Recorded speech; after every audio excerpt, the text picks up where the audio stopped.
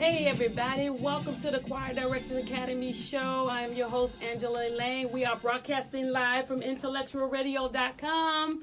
So glad to be here on tonight. This is our first show with them, and so I'm excited. So if you hear anything that's kind of like slow or bloopy, ignore it. I'm just nervous because this is a whole new setup. I'm excited for the things that are going on today. I want to give a shout out to my Facebook Live family. You have been with me from the beginning, and I'm so glad to see you all tuning in. Do what we always do, fam. Like, share, tag everybody, and let them know that the Choir Directors Academy is on the air. So good to see each of you on tonight. As I said, we got a new venture, and it's always exciting when you got new things going on. Life is beautiful. This is 2020, and I wanted to do something different. Didn't know that this opportunity was going to come, but you know, with greatness, and when you're doing things that you love, great things always happen, and that's a wonderful thing. So don't forget to like and share. Those of you who are listening to us on intellectualradio.com, yay! Tune in every week at the same time. We will be here discussing things that are relevant to being a choir director. This show started about a couple of years ago because a lot of people have thoughts about what it is like to be a choir director, and we want to share information and let them know that it goes more than just what we see on TV or whatever, what we see people do, but there really is a lot going on behind the scenes. And tonight we're going to talk about managing a music department. I just want to give a couple of shout outs to Deatrice Carter, to Aaron Small, to my mom, and to others that are out there. I see you. The numbers are growing. I appreciate you joining in with us. The song that you just heard is new music that is coming out by Tracy Smith, and that was written and produced by my cousin, Sam Scott. And some of you that are in the music industry know he is a well-known artist, musician, writer, producer. And I told him, I said, I need something for my first day, and he sent me this, and I'm glad that he did, and it's a very good song, and it's coming out in April, so be on the lookout for it. Today's topic, managing a music department, setting the house in order. And I was thinking, the success of any organization, it doesn't matter what you're doing, what you're discussing, what you're creating, all of it requires organization. And the choir is no different. You know, sometimes when we have a vision in our mind and we say, I want my choir to sound like this. I want them to look like this. I want them to respond. When I raise my hand, everybody comes in and sings at one time or in their different positions or whatever. You're looking for a successful choir. But in order for that to happen, you need organization. The choir is only as good as its leader. And if the leader is not organized, to say the least, then the choir won't be as well. And I was thinking, if, you know, some people look at the choir, and I was watching the choir on the other week, and I'm not a critiquer. I've always searched for the best in everything. And I was looking at them the other week, and, you know, I saw the director doing a whole lot of different things, doing, the calisthenics that we see the professional people do. I'm going to put it that way, because we're all good at what we do, but there are some people who are on the global scene. And the focus was spent so much on doing all of the calisthenics, and the choir was not responding. And I was kind of sitting there going, dude, don't you see? They're not even following what you're saying. Don't you hear the altos are out? Don't you hear the tenors? They're missing the words, And so when I talked, had a conversation on the side, and it was just like, well, I trying to do like this person and that person. There was no organization in anything that they were doing. And I was kind of like, okay, then we need to talk. We need to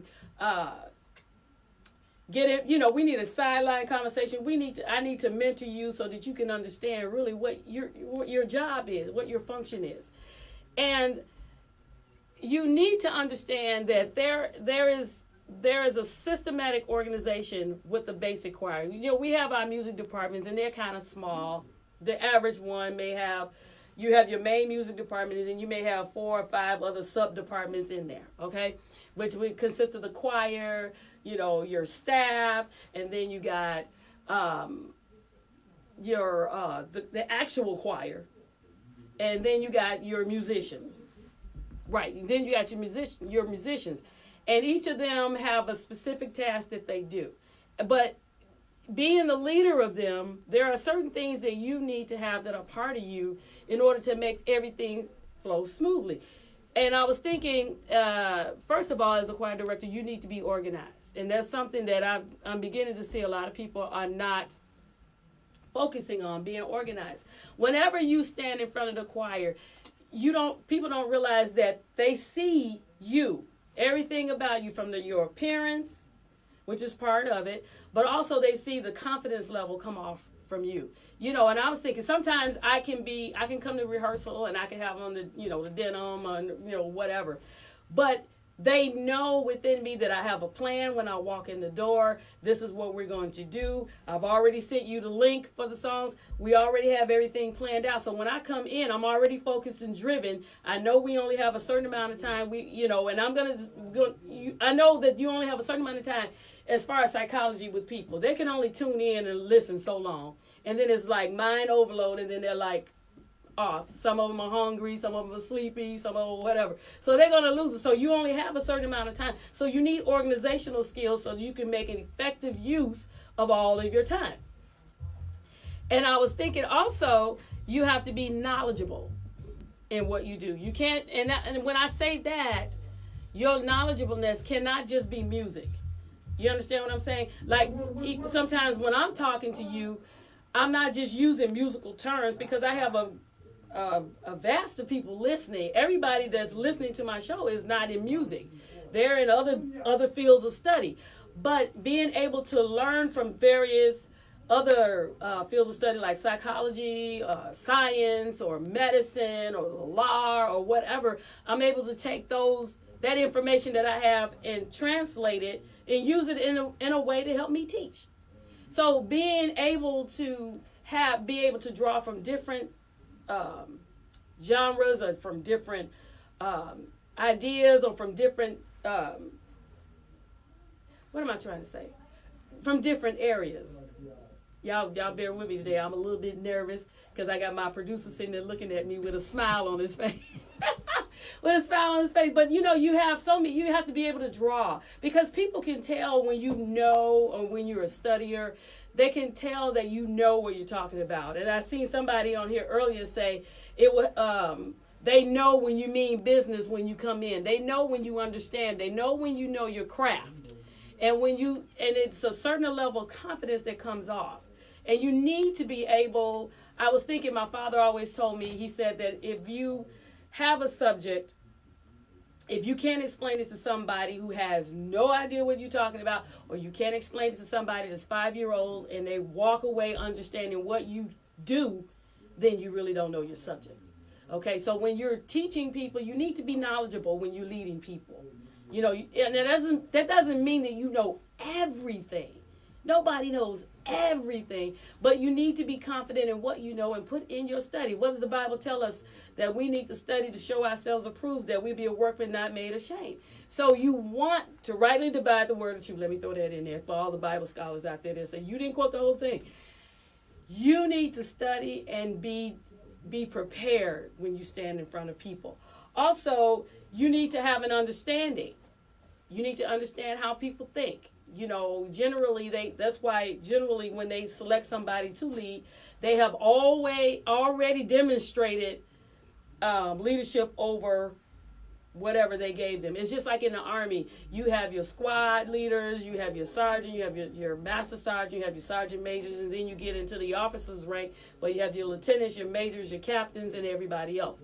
Well, before you graduate to being a staff sergeant, you have to be a squad leader of 7 people and demonstrate to them that you're able to lead them. And when you're leading somebody, you have to have that type of excitement that pulls people in. If you think about the psychology today, people only follow folks that are excited and energetic and even if it's crazy. And we're seeing some crazy stuff today, and I'm not going to really get into that because one person just popped into my mind, and we all know his number, okay? But crazy stuff. But because you're excited and energetic in it, people will follow. They'll grab that and they'll run behind you. Same thing with the choir. As a leader, you need to be excited. You need to be involved in what you're doing. Have a passion for it. And you need to have a vision. Know what you want to do with the choir. Don't just say, well, I just want them to get up and sing or whatever. It takes more to get them to the point where they sing. I was thinking when I had the choir, when we were preparing for How Sweet the Sound, which Verizon Wireless was sponsoring, there was a lot of work and preparation that I had to do as the leader. All they had to do was the background. They just follow whatever I said. The musicians just follow whatever I said. But for me, there was a lot of studying and prayer, and of course, but then a lot of focus on the music, making sure that I understood the parts, making sure I understood how to play the music, just in case something happened to the musicians. I had to be able to, fill in or whatever, but there was a different aspect of music, of level of music that I got to, that I didn't even really know, oh my God, this is part of it too? I'm so used to just doing this little piece of it. But then I began to see that there's a whole lot more behind this. Just for that 4 minutes and 25 seconds, it was a wealth of knowledge and understanding that I needed before I could even get to that point. It's the same thing. If you want your music department to grow and to develop, then there's certain things that you need to make a part of you. So that when it's a part of you, whatever's in you basically will come out on your people. I can promise you that. Whatever you give out, you're going to get back at least anywhere. If you give out, say 100%, you're going to get back at least 70 to 80% from your crew. I can promise you that. Whatever you're doing. If you only get 60, you only get about 30 back. That's just how it works when it comes to choir, because people are motivated by what they see and what they hear.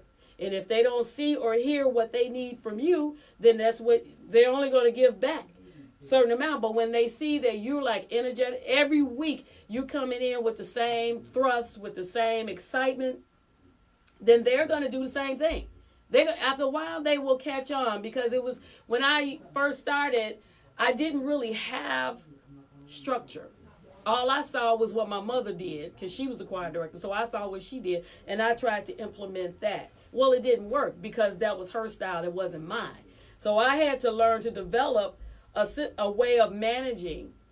And once they adopted, they actually seen, well, this kid actually kind of know what she's doing. And as I began to grow, then they began to grow with me. And it parlayed and then into other choir, the youth choir, the adult choir. And I end up being over the entire music department because I took the time to do what I had to do in studying. But you must set up your department.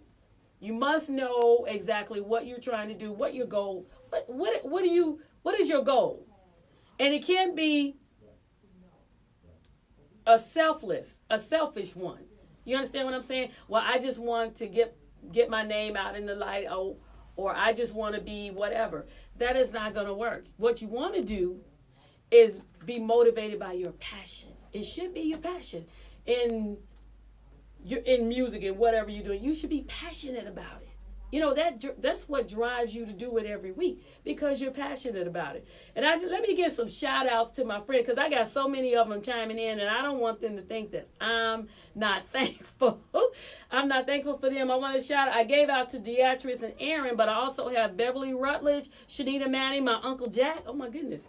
Kashawn is out there. My mom, Elder Kevin McGee, he also has a show on Saturday called Connections. You can tune in on Saturday around noon, I believe, to intellectualradio.com, just in case you just tuned in. That's where you are, with intellectualradio.com, and also on Facebook Live. Zier is out there. And then we have Angel Jackson. We have Tim Marshall, Dennis Griffin, Sylvester Johns. Thank you. Christopher, my nemesis. He is out there. Shelly. Rochelle Matheny. She also has a show. I believe it's on Monday. Am I right, Michelle? Rochelle is on Monday at 6 o'clock. Warriors Talk, dealing with cancers and dealing with all kinds of health things that we can do.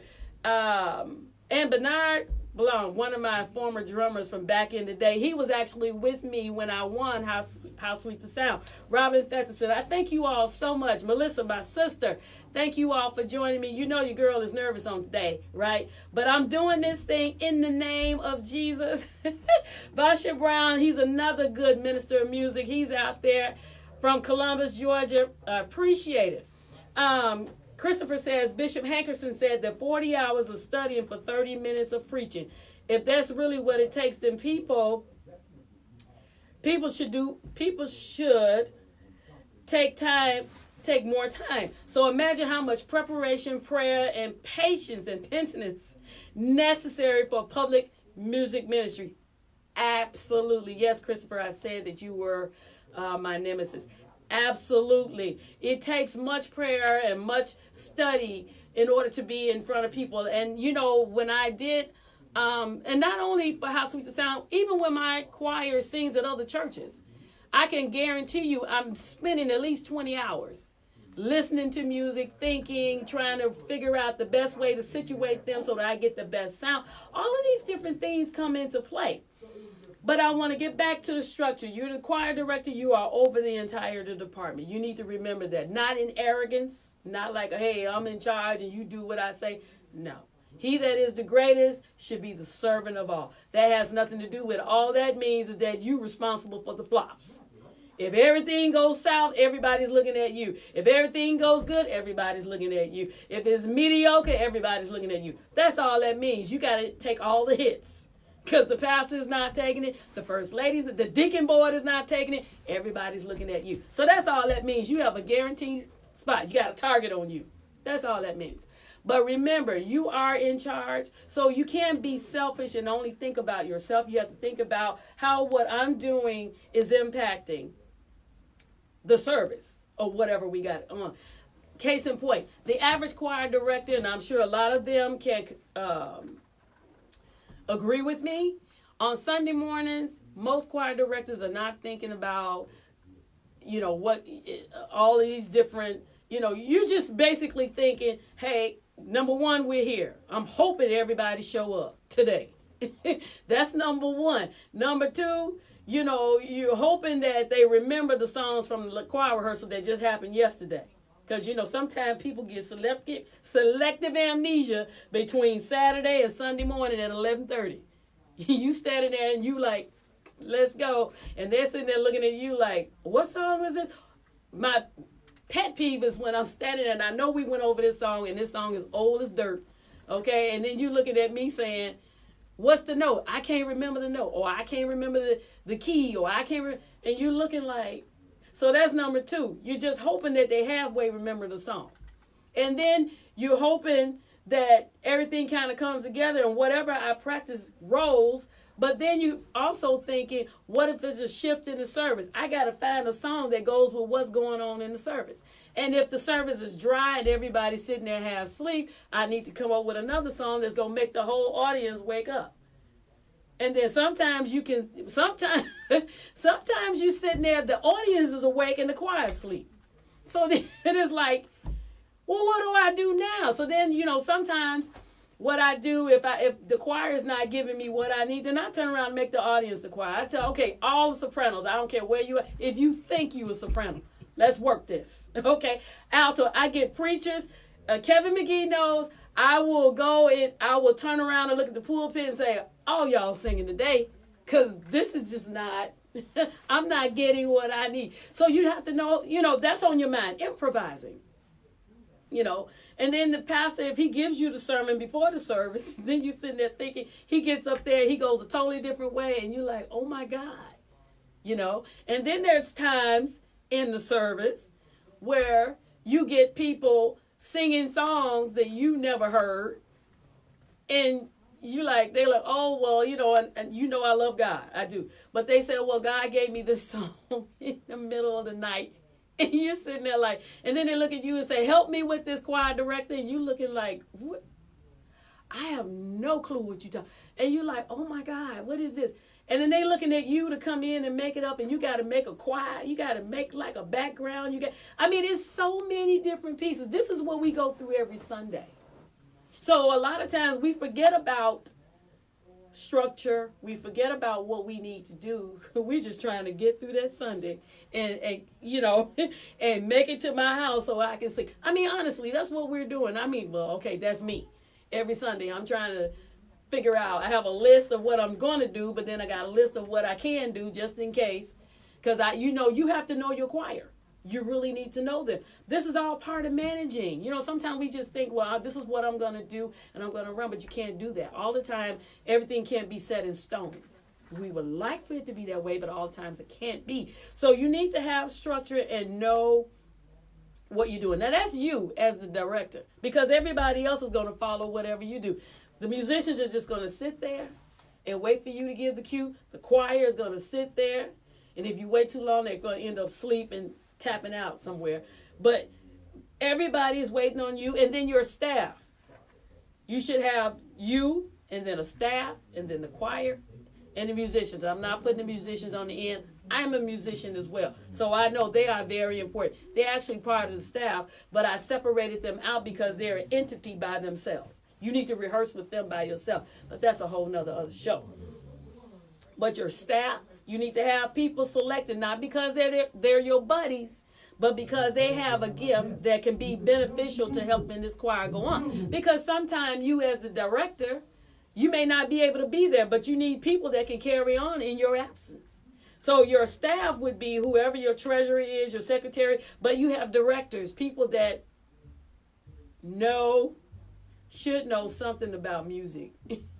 You don't want directors up there that's tone deaf. You don't want nobody up there just because they look cute or they're handsome. You need somebody up there that actually knows if we're singing a song and then the sopranos or the altos, whoever, I don't pick on the altos, alto nation. I don't pick on them. Everybody picks on the altos. I'm going to the sopranos. They may be off. You need somebody that can stand there and straighten it out. Not just sit there and let it just keep going on and everybody's looking. You know what I'm saying? So you need to pick people that can help you push this department forward. Your section leaders. There should be people that know how to do. You don't just pick people just out of random, because if you want this choir to be successful, then you need to set in order who you need. Draw from the crowd. And that's another thing.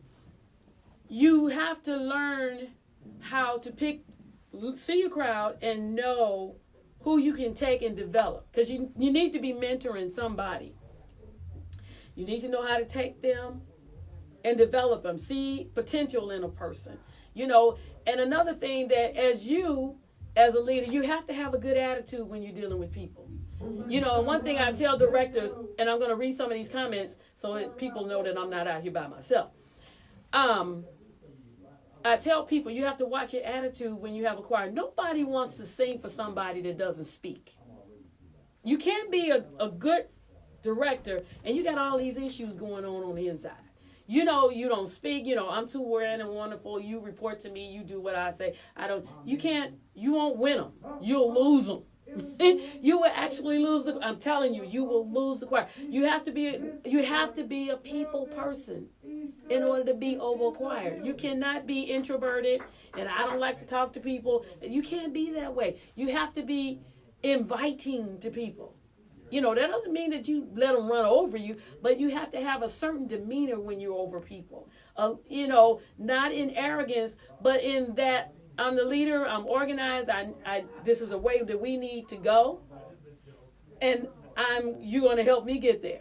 You understand what I'm saying? You can't, I see that with people all the time, where they walk in and there's a mass sitting there. You got 20, 30, remember, these people are volunteers. So are you. But they are volunteers. They don't have to sing. They don't have to come. They don't have to participate. They can sit in the audience and look at you. And I don't care how green and wonderful you are. If you don't have a choir, you directing by yourself. You just directing the app. And that's not fun. Trust me. That's not fun. If you're practicing your moves, that's one thing. But if you standing in front of a crowd, and this is a mass choir, and you only got 6 or 7 people, there's a problem. So your attitude has a lot to do with the choir growing, with the choir participating, and with them just doing their job. And even your staff, they feed off of you. The choir will feed off of you, and the musicians. And We had the hymn-a-thon on last week.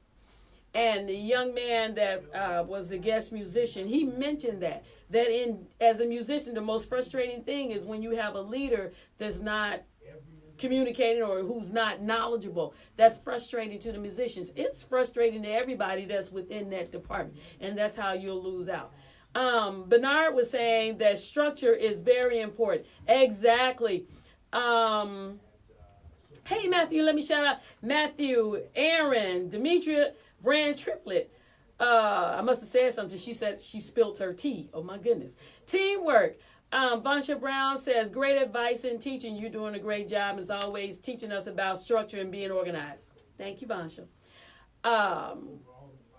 And Melissa also gave me the same thing. Nikita is out there. Thank you all so very much for your words of encouraging. Vansha Brown said, you must be approachable, firm, but approachable. Fix your attitude and fix your spirit. Exactly. You have to have the right spirit. And the only way you can do that is if you seek God. This is you're over a church choir, a gospel choir. God's got to be in there somewhere, and he needs to be at the top, and everything else will fall into section. If you're number one, if all you're about is yourself and me getting wherever I can be, it's not going to work. The whole thing is going to fall. And I can tell you that for certain is because with me, I'm all about the music. I'm passionate about it. For me, it's not about me at all. It has always been about God and the music with me. From a little kid, I started directing the choir at 5 years old. I was teaching parts. So they consider me a prodigy. I consider myself, I just did it. I didn't understand anything. But at 5 years old, I was playing the drums and the organ, and I was teaching parts, directing, doing it all. At 5 years old, singing solos, doing it. I was just doing, it was just a part of me. But I never looked at it as me. I looked at it like, okay, I want to help people sing, because I've always been that person that wanted to bring a mass of people together. And that's why whenever I got a mass choir or worked with a mass choir, it always came together, because they can pick up from me that it's not about me. And when you do something and it's not about you, but it's about God, he's going to take you places that you never thought you'd be. Who would have thought I've been sitting in here on the radio station? Nobody. Actually, nobody. Definitely not me. But because I focused on God and made sure that whatever I did, he was incorporated and he guided my steps. So that's what I'm trying to encourage you to do. There are 4 parts to this, but I'm starting with you, because you have to be on part. You have to be ready in order to do it. Some people want to do the job, and I see that so much, and I just kind of sit there and look at people, and I see all kinds of stuff. They want to skip over the training and get to the prominence. But that's not how it works. You have to go through the process. And in going through the process, you are developed, you are trained, you are humbled, you are settled, you are so many things that happen to you in that process. And you think, at where I am now in my early 50s, and I started at 5. So there's a lot of training and trouble and things that I had to go through in order to get to where that I am now. So that when I stand before people, I don't even have to do anything. When I walk up, they already know. This girl don't play. Let's get this on. Because she's going to, I stand there and, everybody, and that's one thing, you have to develop your own style. You have to develop your own style. Now, some people, when they first encounter me, they're scared. They're scared, but after they work with me a while, they understand me. Now, I'm the type of director or directress, because I'm a female, but when I hear somebody out of tune, I look right at whoever it is. And, if it's a soprano, I can hear you all the way in the back, and I, look at you, it's like, don't do that, or if I'm with the musicians, and I hear, the wrong chord because I'm a musician. I'm like, that's not what I said. And I look right at them while they're doing it, and they just look, at first it's like, oh my gosh, she looked at me. But as they begin to work with me, they know I'm not being evil, but I'm just looking at you, I got to do something because I know the audience heard it. Some of the best singers, the best musicians are sitting in the audience. And how many times have I sat in the audience and heard things and saw things and just kind of sit there like, oh my God. But again, All you have to do is put God first and have your structure. Learn from other people. Don't be closed-minded. Whereas it's like, I don't want to learn. I got it. I know. That's a downfall for so many people when you do that. When you at the point where you figure, well, I can't learn from anybody. I know what I got to do. Blah blah blah blah. Remember, everything doesn't work for everybody. It may have worked. Sometimes they call me Little Dr. Maddie Moss Clark. That is a huge compliment because she was a phenomenal lady. I mean, I used to just watch her from the bleachers in the choir, way in the back somewhere. But that doesn't mean that I am her. I'm not going to throw a blue shoe across the stage because I'm not going to do that. I mean, I love that lady, but I'm not her. You have to learn to develop your own style and your own way of doing things. Myself, my directing is a combination. I learned sight reading, so I do sometime, and then I used to be a dancer. My dad was a dance instructor, so I learned a lot of stuff from there. So you see me, it's no telling what I'm going to do because I just go according to the spirit when I get up there. So you learn to develop your style, learn to develop envision how you want the choir. Envision where you want them to go. Do you want them to be competition? Do you want them to be recording? Do you just want them to be in-house? Are you going to separate the teams? Are you going to have a radio choir? Are you going to have this? You know what I'm saying? You have to sit down and actually think and get you a mentor. I keep telling people that. Get a mentor. You need somebody that you can follow that's doing the right thing. Not with the bad attitudes and all of that kind of stuff. No, we don't need that. We got enough of that going on in this world. But what we need, you follow somebody who's doing it the right way. In a good way, that you see God is working through them. Develop from that. Draw from them and learn from them.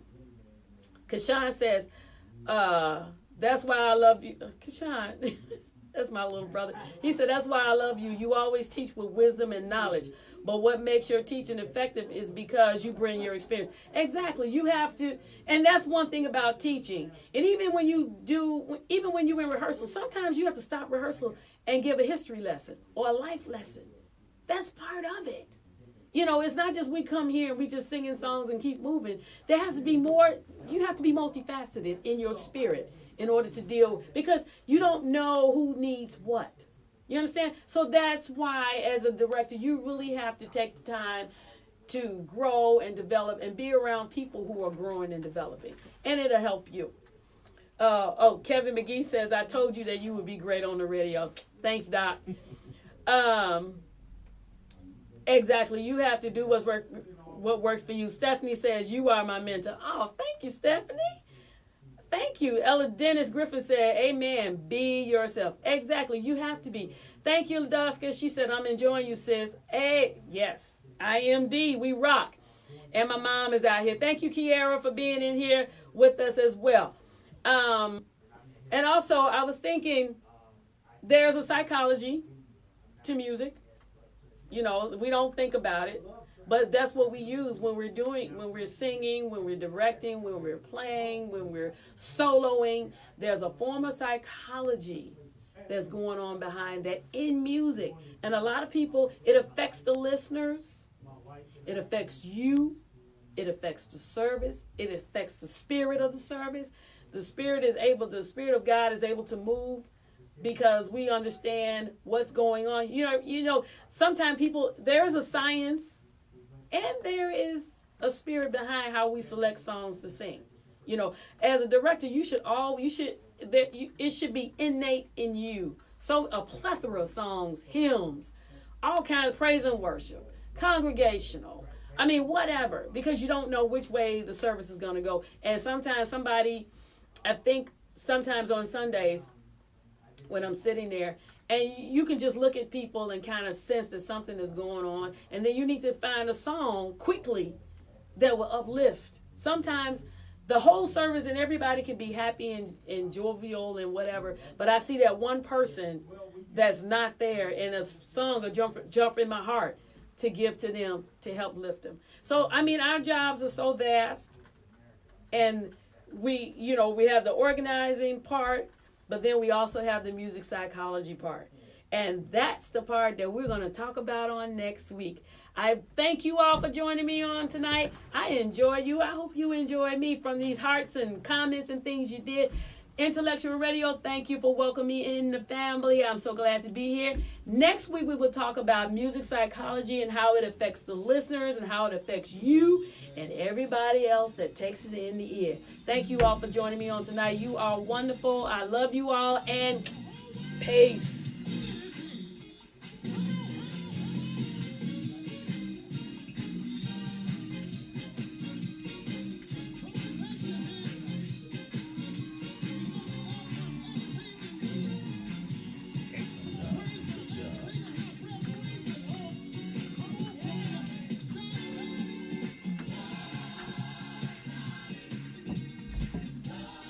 See ya.